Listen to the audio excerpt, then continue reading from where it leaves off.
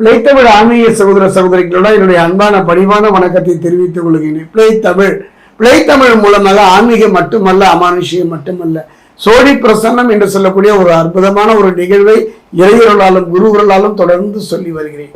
அந்த வகையில் இந்த சோழி பிரசன்னம் பார்க்கின்ற கேட்கின்ற பிழைத்தமிழ் சகோதர சகோதரிய வாழ்க்கையில என் தாய் பிரத்யேகிற விஷ்ணுமாயனுடைய பரிபூரணமான ஆசி கிடைக்கும். அதாவதுங்க, மனித வாழ்க்கையில் இழந்த பின்பு கலங்குவதாலோ, பிரச்சனை வந்த பிறகு புலம்புவதாலோ எந்த பலனும் யாருக்கும் விளையுமான விளையாதுங்க. காரணம், அவனவன் 1000 பிரச்சனைகளோடு, அவனவன் 1000 கவலைகளோடு அல்லாடுகின்ற நேரம், பரிதவிக்கின்ற நேரம், அப்படிப்பட்ட ஒரு சூழ்நிலை. அப்படிப்பட்ட சூழ்நிலை நம்ம பிரச்சனையை யாராவது கேட்பாங்களான்னு இல்லைங்க. அவங்களுக்கெல்லாம் நம்முடைய பிரச்சனையை சொன்னீங்கன்னா சிலருக்கு அலட்சியம், சிலரெல்லாம் அதை உதாசீனப்படுத்தி விடுவார்கள். அக்கறையோடு கேட்பவர்கள் யார்? அந்த நிலையில் இந்த மனித மனம் இறைவனை நோக்கி நகர்கின்றது. இறைவனை சார்ந்த ஜோதிடம், அதிலும் இந்த சோழி பிரசனம் ஒரு அற்புதமான ஒரு நிகழ்வு என்று சொல்வேன். என்னுடைய அனுபவத்தில் இந்த 2025 3 பயிற்சிகளை நாம் சந்திக்க போகின்றோம். ஒன்று குரு பயிற்சி, இன்னொன்று ராகு கேது பயிற்சி, அடுத்ததாக சனி பயிற்சி.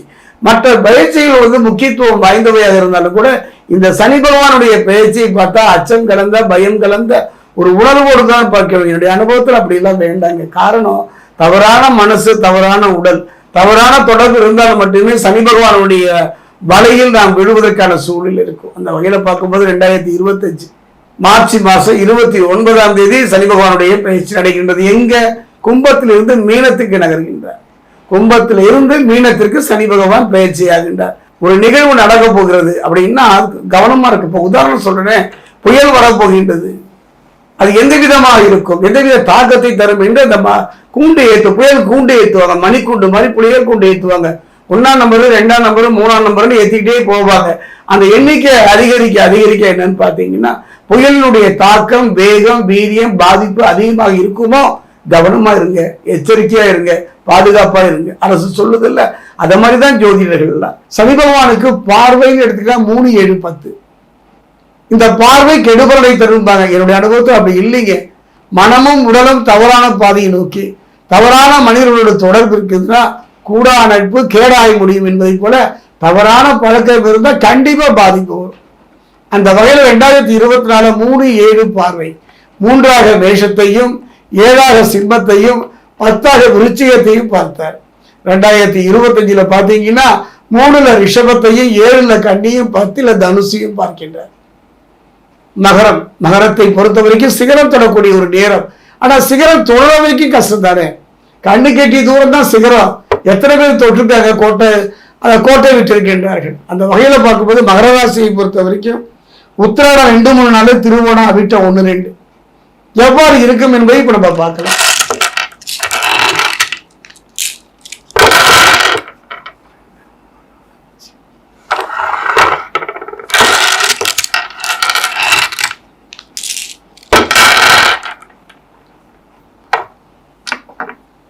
மகர ராசி ஆன்மீக சகோதர சகோதரிகளே, என்னுடைய அனுபவத்தில் இந்த மகர ராசியை பொறுத்த வரைக்கும் பாத சனி, ஜென்ம சனி என்று சனி பகவானுடைய கடுமையான தாக்கத்தில் இருந்து தப்பித்தோம் பிழைத்தோம் என்று கரையை நெருங்கக்கூடியவர்கள். யாரையெல்லாம் இவங்க நம்பினீங்களோ, யார் மீதெல்லாம் நம்பிக்கை வைத்தீர்களோ அத்தனையும் இழந்துகின்ற ஒரு நிலை, கடுமையான போராட்டம், குடும்பத்தை பிரிந்து வாழ்கின்ற நிலை, ஒருவர் புரிந்து கொள்ளாத ஒரு நிலை, பிறகு சந்தேகப்படுகின்ற ஒரு நிலை, தலைமறைவு வாழ்கின்ற ஒரு நிலை, இந்த நிலையும் கடந்து இன்னைக்கு ஒரு நல்ல நிலையை நோக்கி நகர்கின்ற நேரம். கைக்கு எட்டியது வாய்க்கு எட்டாமல் போய்விடுமோ அந்த கவலையில தான் நான் சனி பயிற்சியை தனியாக வைத்து விட்டு சனி பயிற்சியை சந்திப்பதற்கு முன் இப்ப நம்ம பேசுறோம். இந்த 27 நாட்கள் கவனமா இருக்கணும் இல்லையா? மழை வருவதற்கு முன் கொடை எடுத்துட்டு போறோம் புத்திசாலி. வெள்ளம் வருவதற்கு முன், வெள்ளம் வந்ததுக்கு அப்புறம் அணை கட்டி என்ன புண்ணியம்? வெள்ளை வருவதற்கு முன் அணை கட்டி விட வேண்டும். பார்த்தீங்கன்னா கடற்கரை ஓரங்களில் புயல் வருவதற்கு முன் புயல் எச்சரிக்கை கூண்டு ஏற்றுவாங்க. 1ஆம் நம்பர், 2ஆம் நம்பர், 3ஆம் நம்பர். ஏன்? புயலுடைய பாதிப்பு, தாக்கம், விளைவு அதிகமாக எண்ணிக்கையை அதிகப்படுத்துவார்கள். கவனமா இருங்க, எச்சரிக்கையா இருங்க, நிதானமா இருங்க, பாதுகாப்பா இருங்க. அதைத்தான் இந்த 27 நாட்கள்ல மகர ராசியில் இருக்கக்கூடிய உத்திராடம் 2, 3 நாள், திருவோணம், அவிட்டம் 1, 2 சொல்ல போகிறேன். கவனமாக கேட்டுவிடுவது சிறப்பல்லவா? அந்த வகையில பார்க்கும்போது மகரத்தை பொறுத்த வரைக்கும் என்னன்னு பார்த்தீங்கன்னா பாத சனி, அதுதான் இப்ப நம்ம பயணப்பட்டு இருக்கோம். இது எப்படி மாறப்போகுதுன்னா சகாய சனியா 11ஆம் இடத்துக்கு, இந்த 11ஆம் இடத்துக்கு சகாய சனியா மாறப்போகுது. ஆனா நீங்க அந்த 11ஆம் இடத்துக்கு யாரு வரா, மீனத்திலிருந்து கும்பத்துக்கு யாரு வரனா ராகு வரப்போறார். கொஞ்சம் கவனமா கேளுங்க. ஏதோ ஜோசியம் சொன்னோம் கேட்டோம் நகர்ந்து போகணும் இல்லாம நிதானமா கேட்பீர்கள். ஆனால் அற்புதம். எனக்கெல்லாம் அந்த காலத்துல இப்படி வழிநடத்துவதற்கு ஒரு நல்ல மனிதர் இல்லை, குரு இல்லை. கண்கெட்ட பின்பு சூரிய நமஸ்காரம் பண்ணுகிற நிலை அது உங்களுக்கு வேண்டாம். இதைத்தான் சொல்ல போகிறேன். சனி அஷ்டமாதிபதி சூரியனோடு இணைந்து சஞ்சரிக்கின்ற ஒரு காலம்.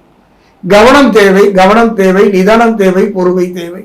கும்பராசியில பாத்தீங்கன்னா சூரியன் சனி சேர்க்கை. அதாவது எது சேரக்கூடாதோ இந்த 2 பேர் சேரலாம். இந்த சூரியனும் சனியும் சேர்வது பெற்றோருக்கு அப்பா பிள்ளைக்குள்ள அவ்வளவு சிறப்பு இல்லை என்று சொல்வார்கள். ராசிக்கு அஷ்டமாதிபதி சூரியன்.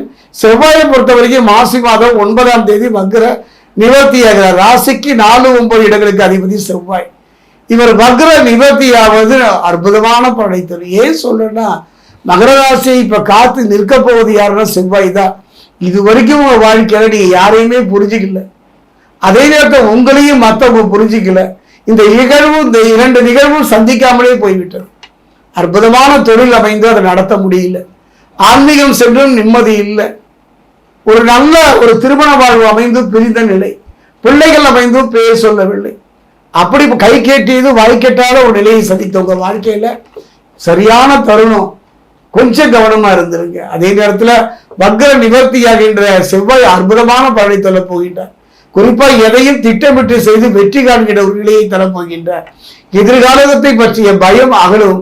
அதே நேரம் 7வை சனி நடைபெறுவதால மன குழப்பங்களோட உடல் சேர்வு, நீண்ட பயணங்கள், அதனால தளர்ந்து போய் விடுவீர்கள். ராசிக்கு 3, 12 இடங்களுக்கு அதிபதி யாருன்னு பாத்தீங்கன்னா குரு பகவான். 5, 10க்கு அதிபதி யாருன்னு பாத்தீங்கன்னா களத்திரகாரகன் சுக்கிரன். பகை கிரகமான இவர்கள் இருவரும் பரிவர்த்தனை யோகம் பெறுவது அற்புதம் உங்களுக்கு. யாருக்கு? மகர ராசிக்கு. ராசிக்கு 6, 9 ஆகிய இடங்களுக்கு அதிபதி யாருன்னு பாத்தீங்கன்னா புதன். 6க்கு அதிபதி நீச்சம் பெறுவது நன்மையைத்தான் தரும். குறிப்பா சொல்ல போனா நன்மையும் தீமையும் கலந்து நடைபெறுகின்ற ஒரு காலகட்டம். பேச்சில, செயல்ல, கொடுக்கல் வாங்கல்ல, அறிமுகம் இல்லாத மனிதர்களோட பழகுவதில், அந்தரக விஷயங்களை பகிர்ந்து கொள்வதில் கவனம், எச்சரிக்கை, நிதானம். பூர்வ புண்ணிய ஸ்தானத்துல குரு 9ஆம் பார்வையால் ராசியை பார்ப்பது ஒரு யோகம் தாங்க, அருமையான ஒரு யோகம். அதாவது சனி அவராலும் நன்மைகள் ஏற்படக்கூடிய ஒரு காலகட்டம் தான். சனி பகவான் தன் நகர்ந்து போகும்பொழுது சில நன்மைகளை ஒரு பக்கம் தள்ளி விட்டுட்டு தான் போவார். ராகு சுக்கிரனோடு சேர்ந்து யோக பலன்கள் அளிக்கக்கூடிய அற்புதமான களம். அதே நேரம் தவறான மனிதர்களோடு, தவறான மனிதர்கள் ஆணா இருந்தானே பெண்ணா இருந்தானே இந்த பழக்கம் இருந்தால் தயவு செய்து நிறுத்திக்கிங்க. அந்த தொடர்பை துண்டித்து விடுங்கள். தீயை மனிதர்களோடு நீண்ட தூர பயணம் செல்வதோ அவர்களோடு பேச்சு வைத்துக்கிறது வேண்டாம். நீண்ட நாள் இழுத்தடித்த வம்பு வழக்குகள் தீர்கின்ற ஒரு சூழ்நிலை. சனி பகவான் நகர்கின்ற நேரத்துல, நன்மையை தரக்கூடிய நேரத்துல வம்பை விடை கொடுத்து வாழ வேண்டாம். தான் உண்டு தன் வேலை உண்டு இருப்பதை கலக்கின்ற சிறப்பு. 3 பலமும் பலகீனமான ஒரு நேரம். தெய்வ பலம், தெய்வ பலம், மனோபலம். இந்த 3 பலத்தையும் தரக்கூடிய ஒரு பலம் எதுன்னு பார்த்தீங்கன்னா தெய்வ பலம். திருத்தணி அருகே இருக்கக்கூடிய பாதசனீஸ்வரர் ஆலயம் சென்று அங்கு தரக்கூடிய நல்லெண்ணெயை கொண்டு உங்க கையினாலே அவருக்கு அபிஷேகம் செய்வீர்களானால் அற்புதமான பலனை பெறுகின்ற ஒரு அருமையான சந்தர்ப்பம் இந்த 27 நாட்கள்.